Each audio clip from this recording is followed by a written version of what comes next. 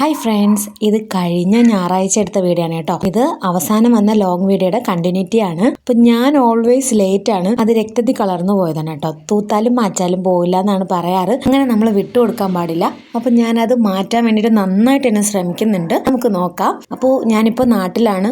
വളരെ സൈലൻസ് ആണ് കേട്ടോ. ഇവിടെ ശബ്ദമില്ല, വണ്ടികളൊക്കെ വളരെ കുറച്ചാണ് പോകുന്നത്. ഇപ്പൊ ഇവിടെ വെളിയിലൊക്കെ ഇരിക്കാൻ നല്ല സുഖമാണ് കേട്ടോ.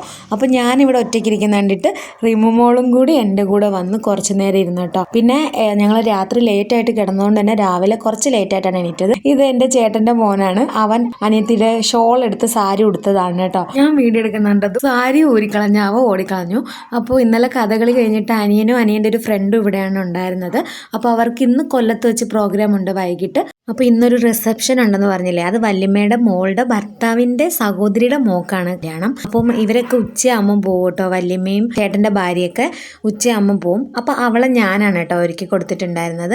എങ്ങനെയുണ്ടെന്നുള്ള അഭിപ്രായം പറയട്ടോ. അങ്ങനെ അവൾ അനിയനാണ് കാറിൽ ബസ് സ്റ്റാൻഡ് വരെ കൊണ്ടാക്കി കൊടുത്തത്. അവളെയും മോനെയും വല്യമ്മയും കൂടെ കൊണ്ടുവന്നാക്കി. ഇപ്പോൾ ചേട്ടൻ്റെ വൈഫാണ്, പക്ഷേ അവൾ എന്നെയും കാട്ടി കുട്ടിയാണ്. അതുകൊണ്ട് ഞാൻ പേര് തന്നെയാണ് കേട്ടോ വിളിക്കുന്നത്, ശ്രീകുട്ടി എന്ന് തന്നെയാണ് വിളിക്കുന്നത്. അപ്പോൾ ഇതിനിടയിൽ നമ്മൾ കാപ്പിയൊക്കെ കുടിച്ചിട്ടുണ്ടായിരുന്നു. ഇടിയപ്പവും കിഴങ്ങേറിയാണ് കഴിച്ചിട്ടുണ്ടായിരുന്നത്. കൊച്ചിച്ചൻ്റെ വകയായിരുന്നു. അപ്പോൾ ഇപ്പം എൻ്റെ നാത്തൂൻ ഓടിക്കയറുന്നത്. അവൾ ഡ്രൈവിംഗ് പഠിച്ചുകൊണ്ടിരിക്കുകയാണ്. അപ്പോൾ തിരിച്ചു വരുമ്പോൾ അവൾ വണ്ടി ഓടിച്ചുകൊണ്ട് വരാമെന്ന് പറഞ്ഞുകൊണ്ടാണ് ഈ നിന്ന നിലയ്ക്ക് ഓടിക്കയറിയത്. പക്ഷെ അതിനിടയ്ക്ക് ഒരു മഴ വന്നു, നല്ലൊരു മഴ പെയ്തിട്ടുണ്ടായിരുന്നു. ഇതിനിടയിൽ നമ്മൾ ഉച്ചയ്ക്കുള്ള ഫുഡും കഴിച്ചു. ചോറും അവിയലും മോരൊഴിച്ചു കൂട്ടാനും മാങ്ങ അച്ചാറും രക്ഷയില്ല, വളരെ ടേസ്റ്റ് ആയിരുന്നു.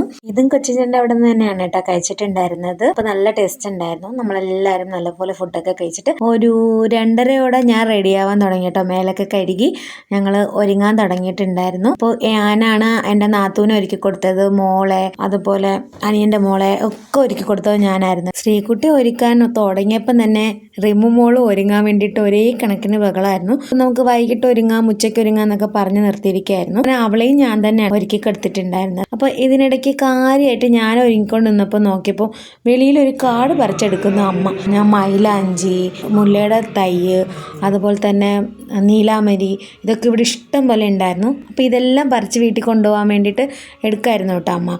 അതിനിടയ്ക്ക് ഞാൻ ഒരുങ്ങി തീർന്നു, കംപ്ലീറ്റ് ആക്കിയിട്ടുണ്ടായിരുന്നു. അപ്പോൾ എങ്ങനെയുണ്ടെന്ന് നിങ്ങളെല്ലാം അഭിപ്രായം പറയുക. അപ്പോൾ ഞാൻ എൻ്റെ നാത്തൂനെ ഒരുക്കി കൊടുത്തിട്ടുണ്ടായിരുന്നു. റിസപ്ഷന് പോകാൻ വേണ്ടിയിട്ട് ഇറങ്ങി.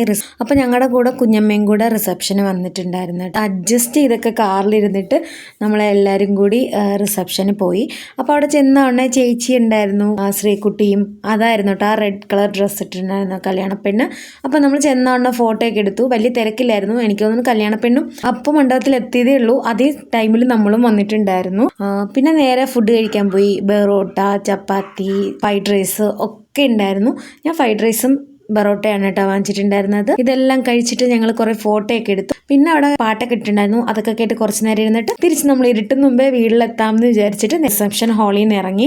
പിന്നെ നമ്മൾ പോണ വഴിക്ക് ഒരു നിർത്തി ചായ കുടിച്ചിട്ടുണ്ടായിരുന്നു. അപ്പോൾ ചായ കിട്ടാത്തതുകൊണ്ട് ഭയങ്കര തലവേദനയായിരുന്നു. അങ്ങനെ ചായ കുടിച്ചിട്ടുണ്ടായിരുന്നു. സൺഡേയിലെ ഡേ ഇൻ മൈ ലൈഫാണ്. അപ്പോൾ അത് സന്തോഷപൂർവ്വം കഴിഞ്ഞിട്ടുണ്ട്. അപ്പോൾ എല്ലാവർക്കും ഈ വീഡിയോ ഇഷ്ടമായി എന്ന് വിചാരിക്കുന്നു. ഇഷ്ടമായാൽ ലൈക്ക് ചെയ്യുക, ഷെയർ ചെയ്യുക, സബ്സ്ക്രൈബ് ചെയ്യുക. മറ്റൊരു വീഡിയോ ആയിട്ട് വരെ എല്ലാവർക്കും tata bye, see you. Thanks for watching.